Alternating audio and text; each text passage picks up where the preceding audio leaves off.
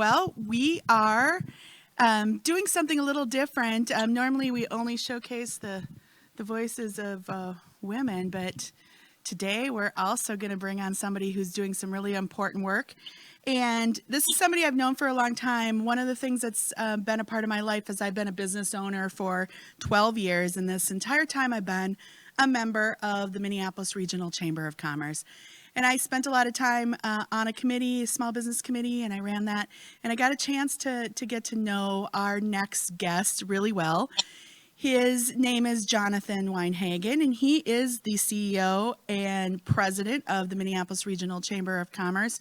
He is also a co-chair for the Minnesota Complete Count Committee, an organization for statewide efforts to encourage participation in the U.S. Census. This is like side things, so I have a little mic here and it's starting to move. Sorry about that. So he's working on the census, and he and I have been working together on some stuff too. So we're going to start. Welcome, Jonathan Weinhagen. Hi, Jonathan. Hey, Poppy, how are you? Good. How's it going so far? Well, I am holed up like the rest of you, heeding the governor's advice to stay home while we manage through this pandemic. So coming to you live from my master bedroom, which clearly needs some different color on the walls as I see this gray monotone. Yeah, and especially because you'll probably have more of these going forward, and on there. Well, we have a few minutes today to talk about a couple of very important things. So I want to start out talking about the work that the chamber has been doing to help support the small businesses in our community, and not just the people who have been impacted by us, the people in the events, entertainment venues, but also our restaurants and all the other small businesses, but also the larger businesses. So can you tell us, and Jonathan's got the ear of the governor, so we're going to ask him what they're working on. Yeah, so I mean, you just heard it probably better than I could even describe it from Katie at CreateSpace, what small businesses are dealing with right now. An unprecedented time when our governmental entity is really forced to make a challenging decision to close down businesses, a decision that nobody wanted to make. Nobody wants to see commerce come to a halt, but certainly in the interest of public health, it was critical. So about 2 weeks ago, we started talking to some restaurant owners who reached out shortly after their establishments were on the front edge of being closed. And they reached out with both some worry, but also some ideas as small business owners of what would be helpful in the near term.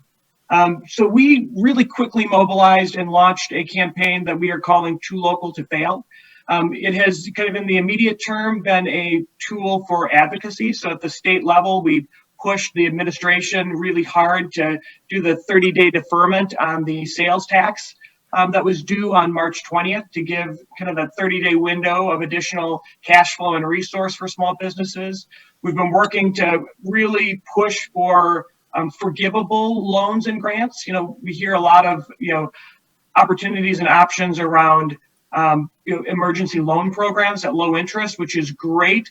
But at a time of crisis like this, the idea of taking on additional debt, which many of our small businesses already have, can be a little bit daunting. Right. So wanting to convey that message that forgivability of loan programs is critical, and then making sure that folks know the programs like unemployment insurance, how they're accessible, provide resources for how you can make a communication to employees. I have yet to meet a business owner or leader, large or small, that wants to do a layoff, but in times like this, it can be necessary, and making sure that we are providing some dignity throughout that process. And then a myriad of other activities. I talked to a small business owner just over the weekend who said, we don't have mental health resources, and a lot of my peers in the small business realm are worried. So we're talking to some healthcare providers to see if we can't open up a hotline to create a resource to our small business community. So a little bit of an all hands on deck, all of the above approach to making sure that when we come out of this, and we will, that our small businesses, the heart and soul of our local communities, come out with us. So I know that the state of Minnesota and Governor Walz had put together its own short-term loan forgiveness program. We were hoping, have we seen when people can start applying for that? Since some of the SBA stuff might take a lot longer to come. What are we hearing for that, and is it available yet? They did that emergency loan program, a $30 million pool is up and running. We are encouraging folks to start the process on that. 50% of that is forgivable. It's 0% interest. But it ranges from $2,500 to $35,000. So it's a great bridge type opportunity in the near term. The thing that we're really excited about is the $350 billion pool that came out of the third phase of the federal stimulus package that will be administered through the SBA. It's up to 2.5 times your monthly payroll, and it is 100% forgivable. So there's some criteria to that, but right now we're going to spend the next 7 to 10 days really kind of ramping up a little bit of a public service announcement campaign to make sure that small business owners know what they need to have to apply, and that Minnesota small businesses apply in droves, because we see that as a really incredible tool for small business owners to weather this crisis. Where? So tell us what website that's going to be on. Is it going to be on? So it will be accessible through a number of different mediums. We certainly have information at toolocaltofail.com, which we launched just at the tail end of last week. Also available on the Small Business Administration's website. And then what we're telling folks is, if you have a relationship with a financial institution that is an SBA lender, they are going to be your very first stop for a program like this. We put out some information yesterday, again, that you can view at toolocaltofail.com. Gives you a little bit of a primer on what you should think about collecting and gathering in advance of applying for that type of a forgivable loan, because we anticipate it's going to be 5 to 10 days before financial institutions can operationalize this loan program. So we want to make sure that the day that the switch gets flipped, that our businesses in this region and in this state are ready to access the relief.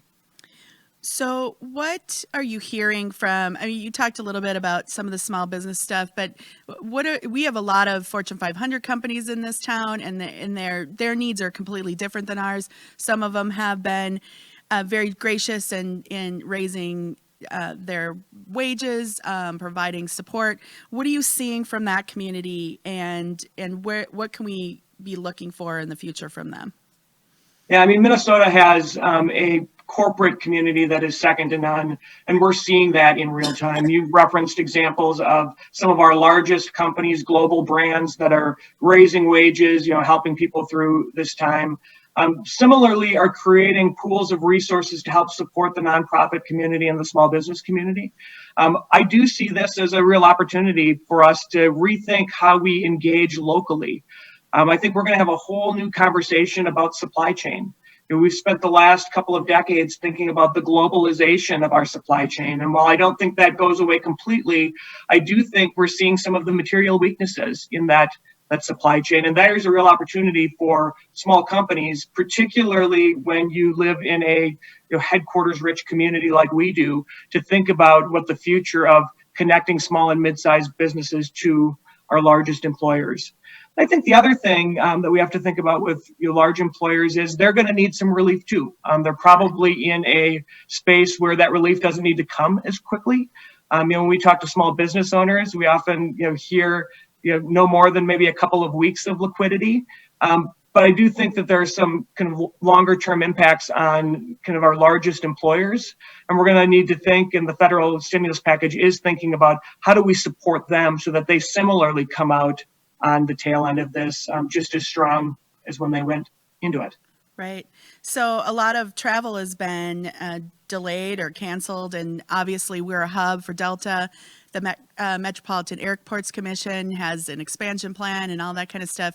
What are you hearing from them, and what can you share, if anything, about what the community can expect in the next few months?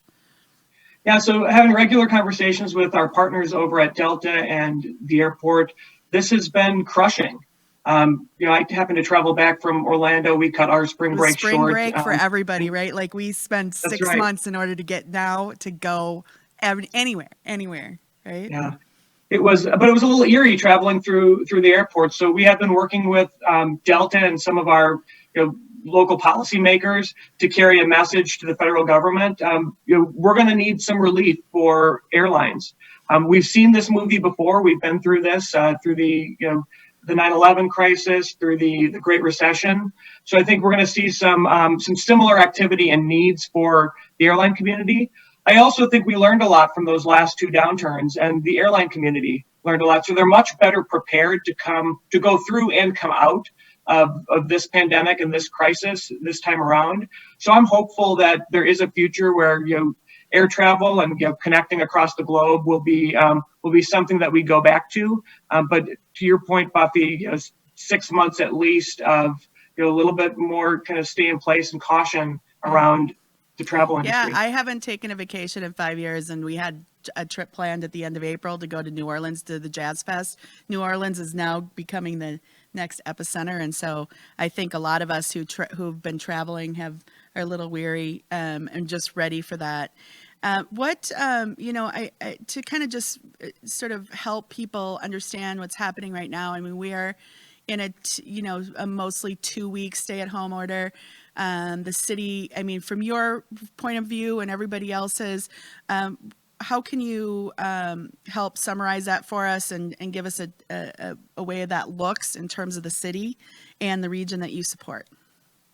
Yeah, so we are in this kind of day 2 of the 2-day stay-at-home order from the governor. So I'll start by just complimenting his administration for the really pragmatic approach they've taken, a really kind of constructive and inclusive approach to managing through a crisis. You heard him this morning kind of talk about there not being a playbook to manage through a global pandemic as a governor, as the chief executive of the state. And I think we are being incredibly well served. It's causing tremendous disruption. As much as we were able to maintain a lot of critical and essential services, upwards of 70% of employment classifications are still deemed critical. So people are going to work. It is hitting a lot of people hard. It's hitting a lot of small businesses hard. And it's having a kind of a waterfall ripple effect across our regional and local economy. I talked to Mayor Fry over the weekend. He is enforcing these stay-at-home orders, so he has instructed the police department to be checking on folks as they're out and about, making sure that people aren't making unnecessary trips. At the same time, we know that this is a state that is incredibly socially conscious. Even before the stay-at-home order went into place, we were in the top tier of statewide communities for kind of managing ourselves as a community and staying place in the interest of public health. And then I just think we need to continue to think about what are those things that you can do in real time. You heard a pitch for buying gift cards. I can't underscore that enough. If you've got a favorite restaurant or retail establishment or other small business that has that as a tool, buy early and often. Do your Christmas shopping. Right now, that cash in the door is really critical. Absolutely. Takeout is still a great option for some restaurants that were in a position to do that and to mobilize that quickly. We've been trying to eat out as much as we can through a takeout lens. We're working with the Licensed Beverage Association and some other groups to see if we can't add cocktails and other fun to the takeout experience. It could be the thing that finally. Sorry, Jonathan. It could be the thing that finally changes our final liquor laws, right? Is this it? Is this like the thing that we can get liquor in the grocery stores and everything else? What do you think? Well, I will tell you, I want nothing more than to be able to buy a bottle of wine on the end cap at Target. So I'm hopeful that this can be a brighter future, right? There's a silver lining to all of this. I hope so. All right. So we're going to move on to something else that impacts our state very dramatically. And I think it's getting lost in all of this other thing, but I believe it's really important. And I know you are. One of your roles is on the governor's as co-chair of the Minnesota Complete Count Committee for our census. And everybody should have gotten their census pieces in the mail. I already did mine. But Jonathan, tell us what's going on with that. I mean, in between this, we've got to make sure we all get counted. Why should we? Why is it important? That's right. I have had the great honor and privilege to serve as a co-chair of the Complete Count Committee with 3 incredible women. The census is this important civic activity that we do, and it's important for lots of reasons, and I'll run through them quickly. it's all about our representation. So we currently are allotted 8 congressional seats. We were on the fringe in the last census, so 10 years ago, from a population standpoint, to potentially losing a member of Congress. So that representation is critically important as we think about making sure that we are fully represented in Congress. Funding is important. I think we're seeing and feeling and hearing that more acutely than ever as we talk about federal stimulus. But $589 billion a year is allocated through census data to local communities. 15 billion distributed to Minnesota. So to give you a little bit of context, just one person being undercounted in this state over the course of the next 10 years is equivalent to about $28,000 in lost funding. So funding is critical, and with a $2.2 trillion federal relief package floating around there, I can't underscore how critically important the census and making sure that every single Minnesotan is counted is. Then we think about planning, as we think about where we build, hospitals, where we build roads, where we invest in infrastructure. All of that is leveraged by foundational census data. It's the kind of core data set that we'll have for the next 10 years. And then last, but certainly not least, when we talk about business data, we often talk about census data being big data for small businesses. Right. Oftentimes, business leaders are using census data without even knowing it. As you're planning for where to make your investment, pick on Katie at CreateSpace again, because she was on right before me. When they made a decision of where to invest, because that's what it is, where to invest and take a risk in White Bear, they looked at a set of data that told them that was a good place for them to grow and build their business. And if that data is inaccurate, it can mean people's livelihoods are at stake. Right. So one final question on this. We have a relatively large immigrant population in Minnesota. Obviously, getting counted in our country means every human counted. Doesn't matter what is taking shape to. Especially now when boots on the ground are going to be hard. How do you see that changing, and what can we do to help support making sure that every human gets counted? Yeah, we have spent the last year activating and mobilizing local and regional complete count committees to accomplish just this. You're absolutely right. Our immigrant population and historically hard to count populations are more critical than ever in this census. We know that leading up to the census, the administration had tried to add a citizenship question for the first time in nearly half a century. We worked really hard with partners to strip that from the census. The agency itself suggested that it would depress the count by about 6.5 million residents across the country. So we were grateful to see that question is not on the census. But as we head into trying to execute and mobilize in the midst of a pandemic, it gets harder and harder to reach people and to make sure that we're leveraging community voices so that you hear a trusted voice that tells you it's safe to fill out the census, it's important to fill out the census.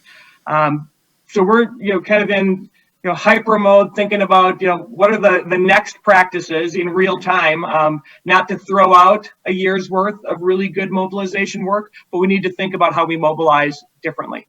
All right, show us your T-shirt and tell us how we can find more information about both of the things we talked about today. This is my Census Nerd T-shirt.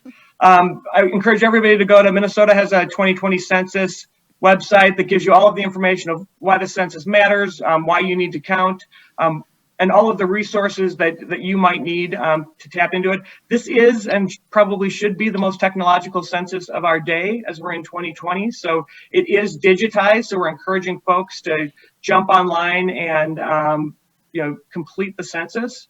Our partners at the St. Paul Area Chamber have launched a campaign called Census at Work. So they're encouraging the small, mid-sized, and large employers to give people an opportunity on April 15th to spend a few minutes. I did mine the other day. It took about 5 minutes to fill out. And we might all be remote working at that point, so we'll be able to find the time anyways. But again, it's an all hands on deck strategy to making sure that every single Minnesotan is counted.